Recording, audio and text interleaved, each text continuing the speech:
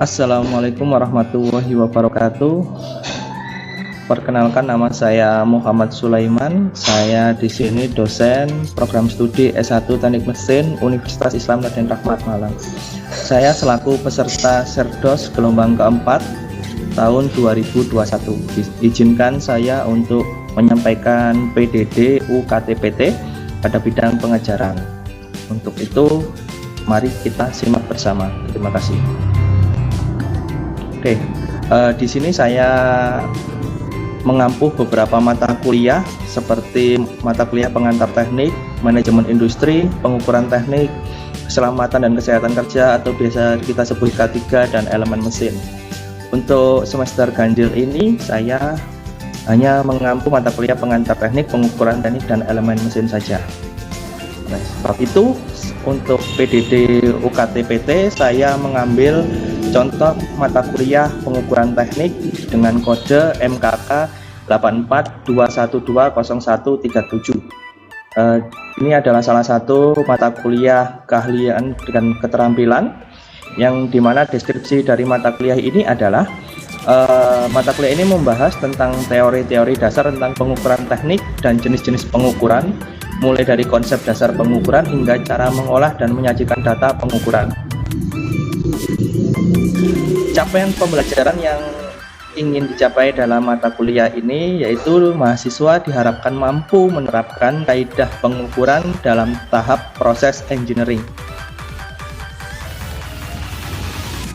Kemudian materi pembelajaran yang akan diajarkan pada mata kuliah ini mengacu pada kurikulum inti teknik mesin BKSTM tahun 2020, yaitu ada sistem pengukuran di mana diantaranya ada saturan, besaran, standar, dimensi, dan kalibrasi. Kemudian karakteristik pengukuran mulai dari akurasi, presisi, sensitivitas, linearitas, error, dan respon frekuensi. Ada juga sensor dan transducer.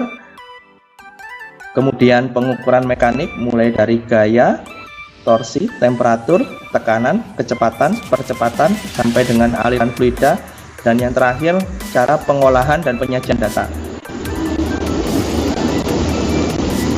Untuk sistem pembelajaran di sini saya menerapkan model blended learning yang dimana memadukan antara perkuliahan online dengan perkuliahan offline, karena mengacu pada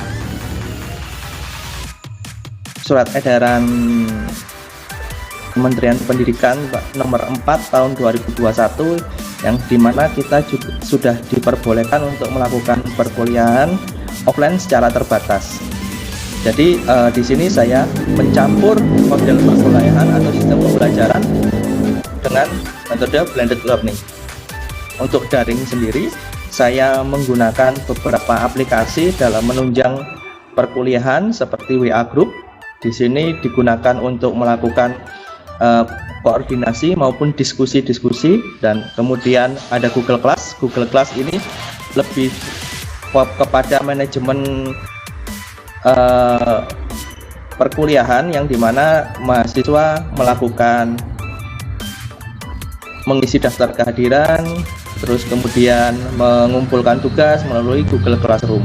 Kemudian ada juga Google Meet dan Zoom. Ini aplikasi untuk kita melakukan perkuliahan secara sinkronus, tatap muka secara sinkronus di dunia maya. Dan terakhir juga ada YouTube. YouTube di sini saya gunakan untuk berbagi beberapa materi yang mungkin belum bisa tersampaikan di sesi kelas. Oke, kemudian di Luring sendiri ada offline kelas, dan memang di sini jumlah mahasiswa di teknik mesin masih belum mencapai 20, sehingga masih dalam tahapan aman untuk melakukan kuliah offline. Kemudian pada metode pembelajaran saya menerapkan beberapa metode pembelajaran yang mulai pertama yaitu teknik konvensional, yaitu melakukan ceramah dan diskusi.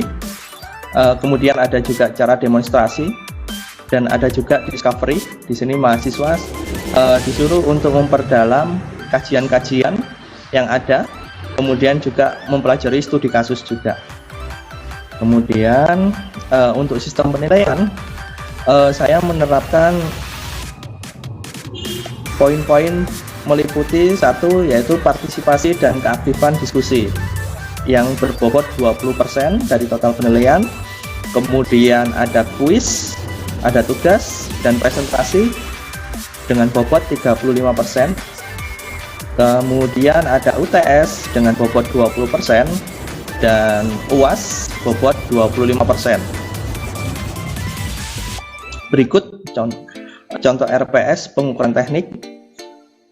Pada dasarnya seperti yang sudah saya sampaikan tadi, RPS ini berisi terkait ada nama mata kuliah, kode, rumpun ilmu.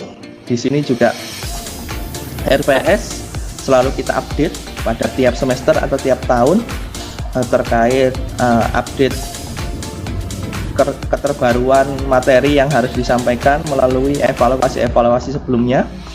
RPS ini juga sudah di ACC oleh ketua program studi maupun koordinator rumpun mata kuliah. RPS ini juga mencakup beberapa CPL yang dibebankan pada mata kuliah pengukuran teknik, meliputi ada pengetahuan 4, pengetahuan 5, keterampilan umum 2, keterampilan umum 5, keterampilan khusus 3, keterampilan khusus 4, dan sikap 2, yang dimana ini sudah terdapat pada pedoman kurikulum program studi. Kemudian dari capaian yang dibebankan pada mata kuliah diturunkan menjadi CPMK. Di sini ada paling tidak 3 CPMK. Yang pertama M1, mahasiswa mampu menjelaskan konsep dasar sistem pengukuran. Kemudian ada M2, mahasiswa mampu menguraikan karakteristik instrumen pengukuran secara mandiri, bermutu, terukur. Dan kemudian M3, ada mahasiswa mampu mengukur dan mengolah data pengukuran secara mandiri, bermutu, terukur, dan menjunjung tinggi nilai kemanusiaan. Dari CPMK sendiri diturunkan lagi menjadi sub CPMK, yang dimana isinya terkait ada L1, memahami konsep dasar sistem pengukuran. Kemudian ada L2, memahami karakteristik statik dan dinamik instrumen pengukuran. L3, memahami sistem sensor dan transducer. L4, memahami pengukuran perpindahan, ragangan, gaya torsi, kecepatan dan percepatan. Ada L5, memahami pengukuran temperatur, aliran fluida dan tekanan. Dan L6, memahami pengolahan dan penyajian data pengukuran. Bahan kajian yang saya pakai di sini, saya menggunakan beberapa e-book, dan juga nanti kita akan membahas dan mereview dari beberapa jurnal yang sudah dipublikasi. Untuk e-book atau daftar pustaka yang saya gunakan, ada 4 e-book yang saya gunakan. Yang jadi acuan utama yaitu buku Beckwith dengan judul Mechanical Measurement edisi ke-6. Kemudian ada bukunya Figliola juga tentang teori dan desain for mechanical measurement edisi ke-4. Ada juga buku Postur pengukuran teknik untuk mahasiswa, dan Sayuti pengukuran teknik. Ini seperti tadi bobot yang sudah saya jelaskan. Isi dari perkuliahan itu sendiri kita rancang sebanyak 16 kali pertemuan sesuai dengan standar yang sudah ditetapkan, yang dimana 16 ini sudah termasuk dengan UTS dan UAS. Ada dari mulai minggu pertama hingga minggu ke-16, mahasiswa wajib menyelesaikan segala tugas-tugas yang ada, dan juga termasuk mengisi kehadiran. Mahasiswa diperbolehkan tidak mengikuti perkuliahan maksimal 25% dari total tatap muka atau perkuliahan yang dilakukan. Terima kasih, cukup sekian dari saya. Sebelumnya izinkan saya juga memberikan sekilas perkuliahan yang telah saya lakukan. Silakan untuk diperhatikan. Terima kasih. Baik, Assalamualaikum warahmatullahi wabarakatuh. Waalaikumsalam warahmatullahi wabarakatuh. Waalaikumsalam warahmatullahi wabarakatuh. Oke, ketemu lagi di mata kuliah pengukuran teknik. Sebelumnya mari kita berdoa agar perkuliahan kita diberi kelancaran dan dimudahkan pada Allah Subhanahu wa taala. Oke, berdoa saya persilakan. Sebelum kita mulai di materi kita kali ini, itu membahas standar dan dimensi pengukuran, saya ingin sedikit mereview terkait materi minggu lalu.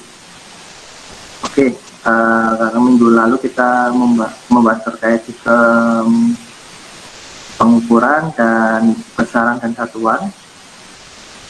Saya ingin bertanya, apa yang dimaksud dengan pengukuran itu? Ada yang tahu? Atau ada yang masih ingat? Apa yang dimaksud dengan pengukuran?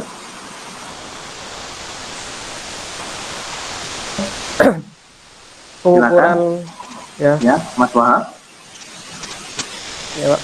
Pengukuran itu adalah serangkaian kegiatan yang bertujuan untuk menentukan nilai suatu besaran dalam bentuk angka. Jadi itu definisi dari pengukuran, Pak. Definisi secara tertulis. Oke. Kalau secara gamblangnya bagaimana? Kita review ya. Ya. Pengukuran itu yaitu membandingkan ukuran yang sebenarnya dengan nilai ukur, atau membandingkan nilai yang sebenarnya dengan nilai ukur. Nilai yang sebenarnya itu apa? Ya tergantung benda apa yang mau kita ukur. Kalau mungkin kita mau ukur meja, ya berarti panjang meja sama lebar meja. Nah, panjang dan lebar meja itu adalah nilai atau ukuran sebenarnya. Sedangkan nanti yang alat yang kita gunakan untuk mengukur itu adalah nilai ukurnya. Bisa pakai penggaris, bisa mungkin pakai jangka corong kalau memang mejanya tidak terlalu besar, atau pakai meteran, atau bisa juga pakai jengkal tangan, seperti itu. Itu ya, itu seperti yang kita bahas di minggu yang lalu. Mungkin satu lagi saya ingin bertanya terkait besaran. Besaran itu di minggu lalu saya jelaskan itu ada dua macam. Ada besaran pokok sama ada besaran turunan. Kira-kira ada yang masih ingat apa itu besaran pokok dan apa itu besaran turunan? Saya persilakan.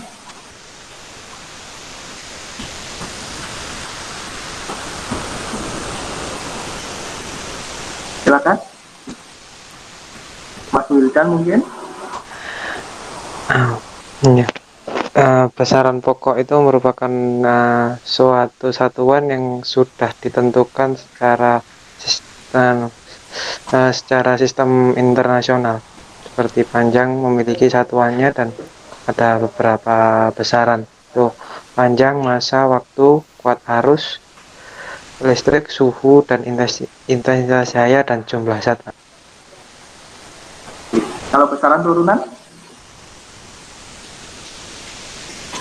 Besaran turunan itu merupakan kombinasi dari besaran-besaran pokok.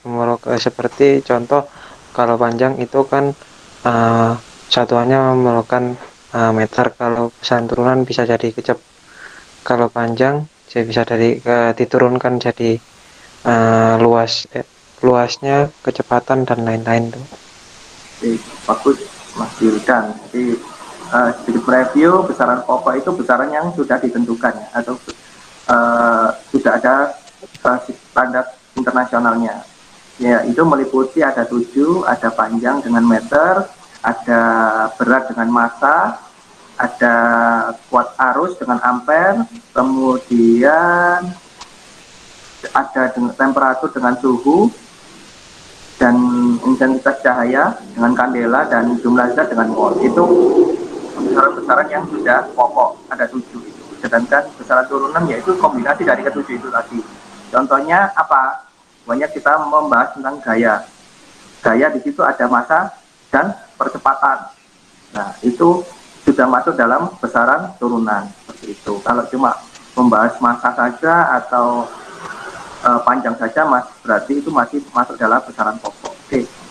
Baik, itu tadi sekilas perkuliahan minggu yang lalu. Baik, kita masuk saja pada perkuliahan minggu ini. Saya mohon izin untuk share screen. Bisa kita mulai ya. Jadi di minggu ketiga ini, di mata kuliah pengukuran teknik, kita akan membahas tentang standar dan dimensi pengukuran. Kelanjutan dari dasar sistem pengukuran. Yang kemarin kita membahas besaran dan satuan serta kalibrasi. Oke, sebelum kita masuk ke materi juga, saya di sini ingin sedikit brainstorming kalian semua. Kenapa kok kita perlu membahas tentang standar dalam pengukuran? Contoh di sini ya, pesawat Garuda sedang terbang pada ketinggian 35.000 kaki, diukur dari permukaan laut. Terus ada berapa meterkah ketinggian pesawat Garuda? Kemudian ada layar TV LCD memiliki ukuran 42 inci. Berapa meterkah ukuran layar tersebut?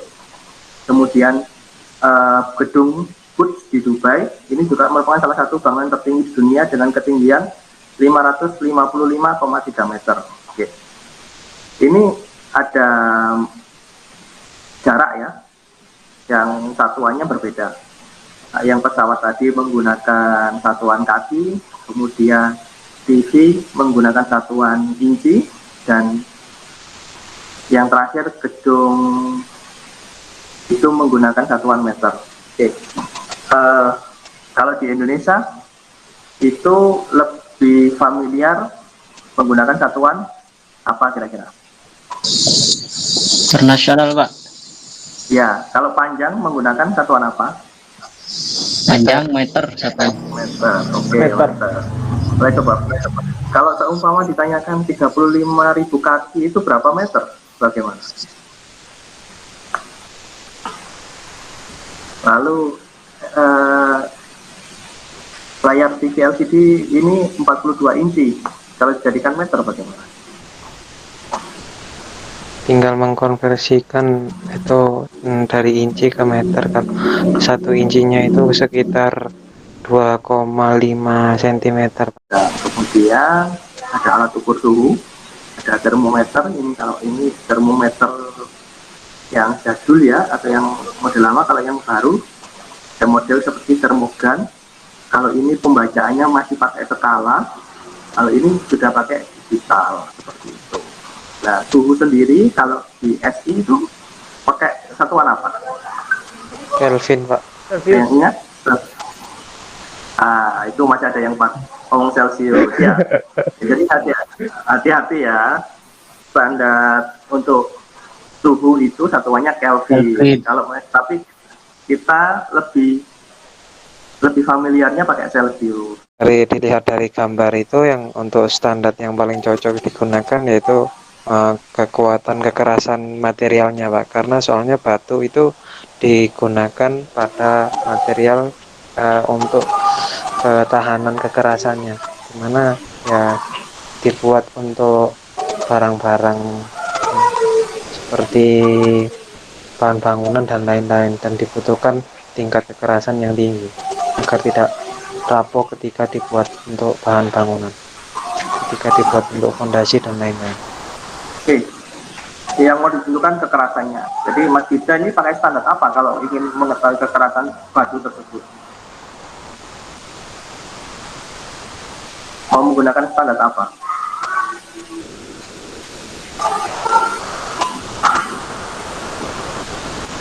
Lalu yang lain, silakan Mas Wahab mungkin.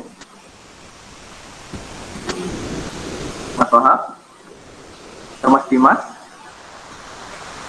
Mas Rangga ya, tadi ada Mas Rangga juga. Uji tekan itu standarnya bagaimana kalau Newton meter? Itu menurut pendapat saya, Pak ya. Newton meter. Itu satuan Mas, kalau Newton meter. Satuan. Saya tanyakan terkait standar untuk standar mengukur atau standar untuk menguji. Kira-kira kita mau gunakan standar apa? Oke, kalau contoh di gambar tadi memang uji tekan untuk mengetahui kekuatan dari batu tersebut. Tapi kalau Mas Wildan tadi bilang mungkin lebih cocoknya uji kekerasan Pak. Oke, silakan, nggak apa-apa.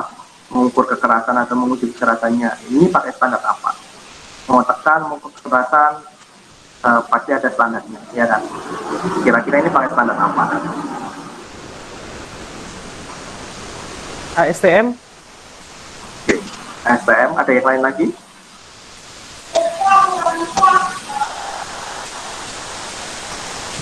Yang lain? Selain ASTM tadi saya sebutkan apa, ada standar apa saja? ada ISO, ada ISO, Pak. ISO, ya, oke. JISO, Kemudian ASTM, ASME, STM, ASME. Itu salah satu yang akan sering digunakan pada para engineer. Jadi kalau ngomong material, kita ngomong material itu pasti nanti lebih banyak ke ASTM. Karena seperti judulnya testing material. Jadi mungkin lebih lengkap ASTM daripada ASME. Contohnya siap-siap di minggu depan, mungkin kalau di 3 minggu pertama ini belum ada tugas ya, di minggu depan siap-siap nanti bakal ada tugas seperti itu. Dan tolong dipelajari tentang karakteristik pengukuran terkait karakteristik statis maupun karakteristik dinamis seperti ini. Oke, ini cukup sekian. Saya ucapkan terima kasih. Wabillahi taufiq wal hidayah. Assalamualaikum warahmatullahi wabarakatuh. Waalaikumsalam warahmatullahi wabarakatuh. Baik, saya matikan ya.